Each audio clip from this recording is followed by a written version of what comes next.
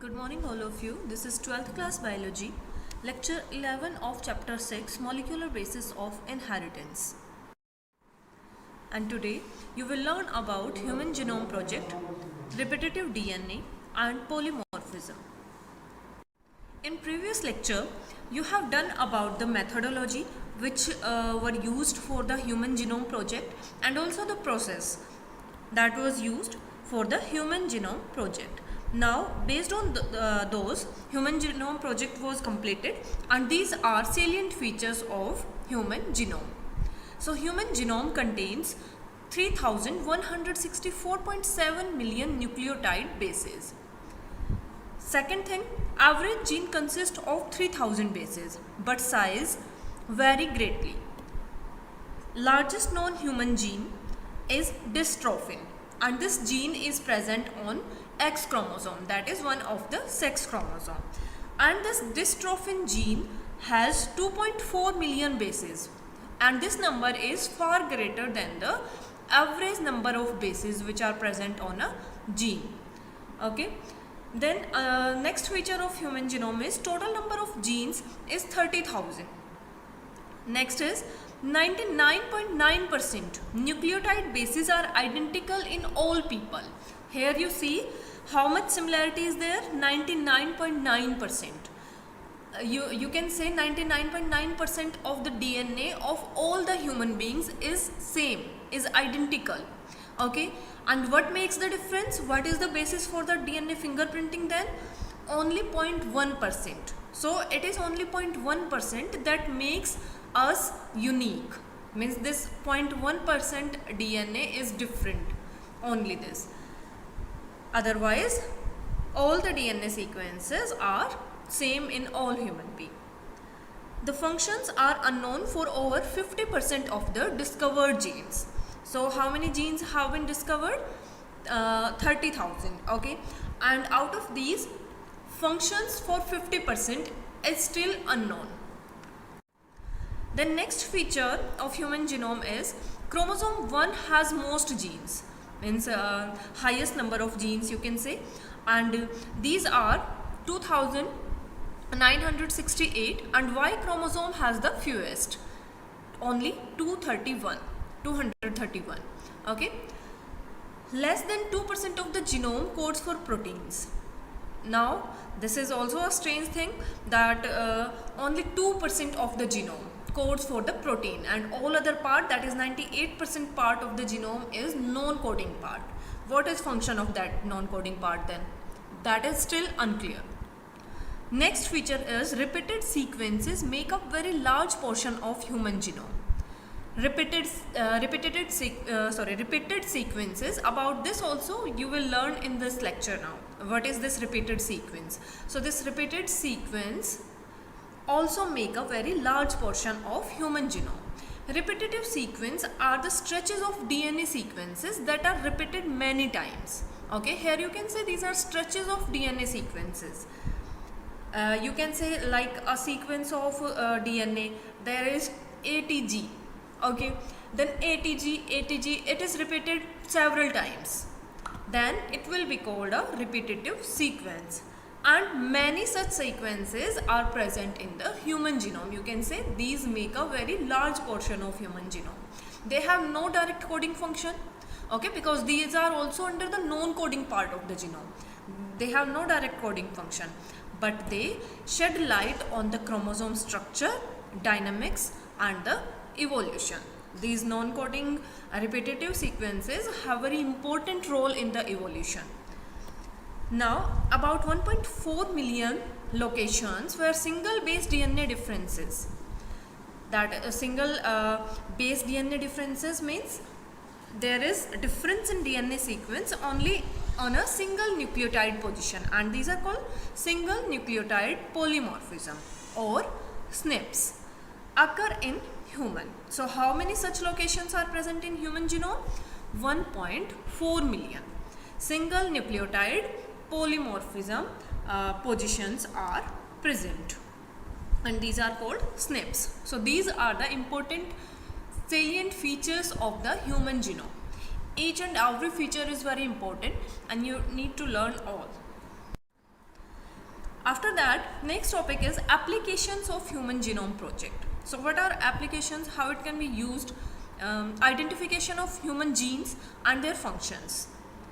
First, okay, so this is the main thing which is under the human genome project, identification of the human gene and their functions. Second thing, understanding of polygenic disorders.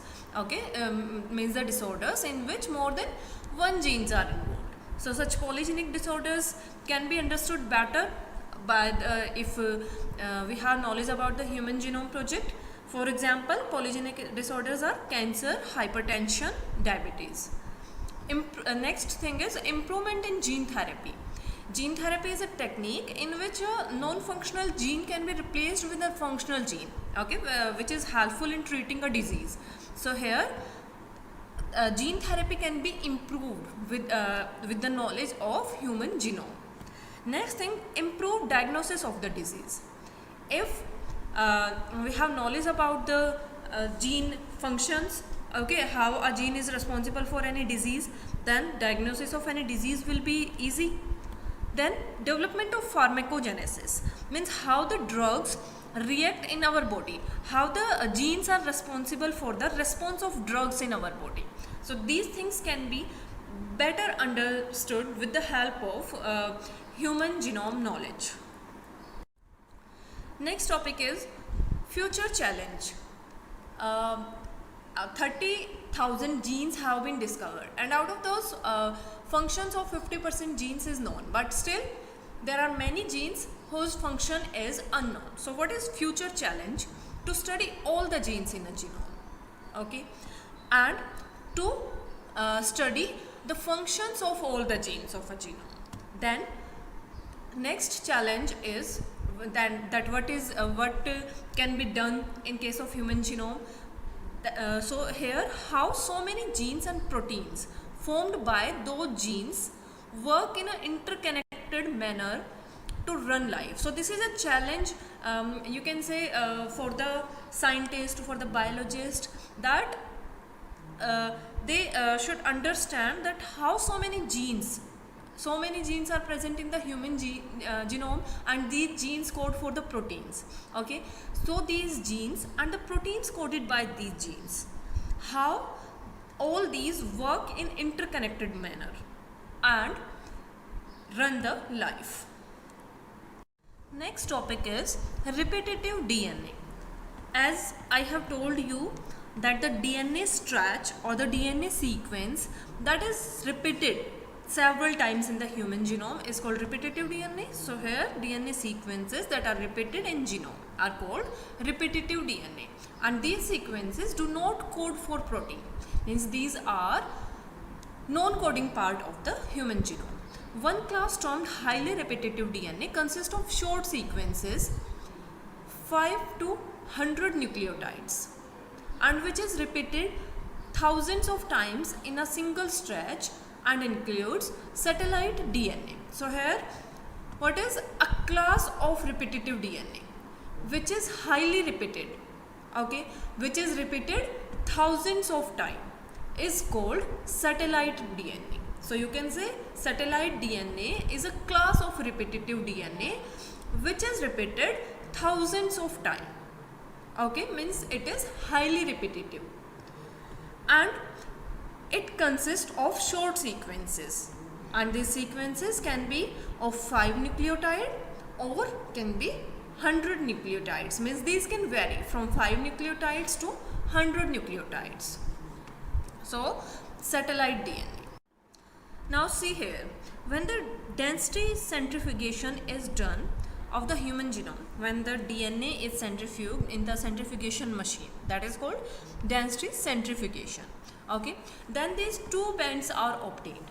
This one larger band is for the other genome part other than repetitive DNA, and this is called main band, okay, and then there is a small band you can see here, and this is called band for the satellite DNA, okay.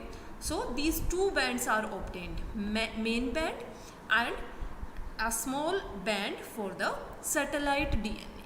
So you can say that satellite DNA makes a separate band during the density centrifugation of the human DNA. Now types of satellite DNA. This satellite DNA, which is you can say highly repetitive DNA, is of two types, mini satellite and microsatellite. Now what is difference between mini satellite and microsatellite? See here, the main difference between the microsatellite and mini satellite is that the repeating unit of a microsatellite consists of 1 to 9 base pairs, while the repeating unit of mini satellite consists of 10 to 100 base pairs. Okay, so for microsatellite only 1 to 9 base pairs are present, and the repeating unit of mini satellite, how many base pairs are present? 10 to 100. As I told you earlier that in the satellite DNA nearly 5 to means on an average 5 to 100 base pairs are present. So these are two categories of satellite DNA. In one, 1 to 9 base pairs are present, and in another 10 to 100 base pairs are present. Now second difference, a microsatellite array contains 5 to 200 repeats, okay, while a mini satellite array contains 10 to 1500 repeats. Then third difference is mini satellite is GC rich, that is guanine cytosine. Okay, so this is guanine cytosine rich, means more base pairs which are present are guanine and cytosine in mini satellite, while microsatellite is AT rich, means the more nitrogenous base pairs are adenine and thymine in case of microsatellite. Now next topic is DNA polymorphism. And DNA polymorphism are the different DNA sequences among individuals, groups or populations, you can say. So you can say difference at genetic level is called DNA polymorphism, or difference in DNA sequences is called DNA polymorphism. Now what is the cause of these differences in DNA in the DNA sequence? Cause is mutation. Okay, and this mutation can be in somatic cells or in germ cells, right? You know, germ cells are the cells which are involved with the gamete formation in human, okay, and all other cells which are found in body are called somatic cells. Now if any mutation is there in somatic cells, because the somatic cells are not transferring from one generation to the next generation, but germ cells are making the gametes, and gametes are the bridge between one generation to the next generation. So what will happen if there is any mutation in the germ cell, that can be transmitted to the next generation. Okay, so we can say the germ cell mutation spread to other members of population. Now these mutations will cause the allelic variations. Okay, you can say what are the DNA polymorphism, or these mutations will cause the different result into the formation of different alleles for a gene. Okay, so allelic sequence variation has traditionally been described as DNA polymorphism. When we call these allelic sequence variation as the DNA polymorphism, if more than one allele at a locus occurs in human population with a frequency greater than 0.01, we can say if there is a gene, okay, and there are two possible alleles for that gene, okay, and those allelic variants are present at a locus in human population with a frequency greater than this, okay, then that will be called DNA polymorphism. In simple terms, we can say if an inheritable mutation, what is that what is meaning of inheritable mutation here? A mutation that has resulted into formation of two different alleles of the same gene, okay, because how the alleles are formed? Due to mutation. Okay, so if any inheritable mutation means which has resulted into formation of two different alleles, that if that observed in a population at high frequency, then it is referred as DNA polymorphism. So you can say if the allelic variants are observed in a population at high frequency, it is referred as DNA polymorphism, right? Then regions of DNA that do not code for proteins tend to have more polymorphism. So you know, in human DNA there are two types of parts, non-coding part and coding part.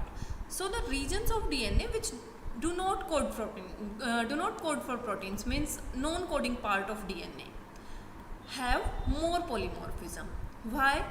Because if the mutation is in non-coding part of DNA, then there will be no impact of that mutation in the generation, okay, because that is not coding for any protein.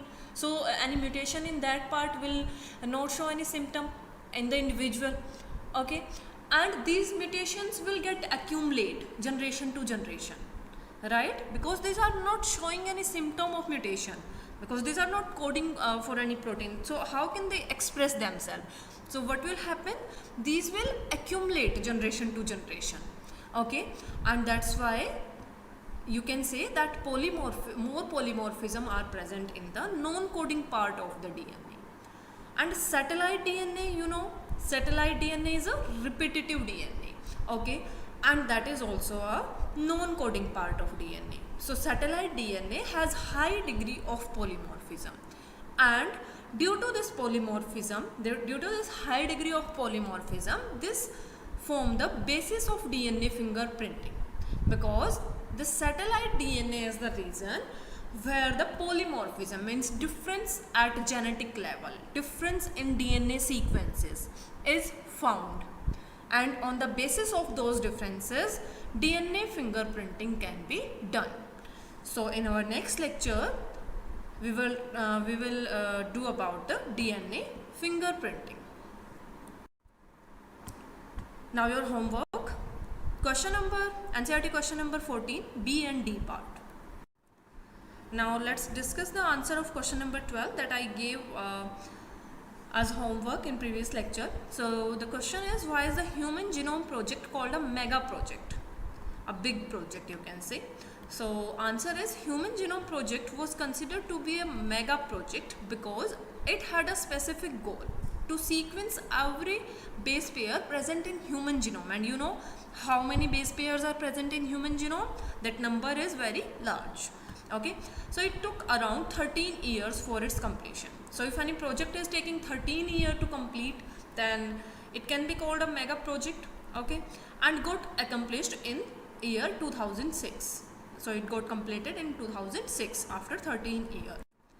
Now it was a large scale project which aimed at developing new technology and generating new information. As you have learnt about the applications of Human Genome Project, okay, so you can say that its aim was to develop the new technology and generating the new information in the field of genomic studies, right. The total estimated cost of Human Genome Project comes out to be $9 billion US. So this is a big amount. This was the total estimated cost for the Human Genome Project, and this was a big amount. This is also a reason that it was called a mega project. For storing this data means the knowledge about all the base pairs, I mean the sequence of all the genes. So for storing that data, high speed computers, because it was not possible to store all that data in the books on the you can say in the written form on the pages, so it required high speed computers. And depending upon high magnitude and requirements of the project, Human Genome Project has been called a mega project.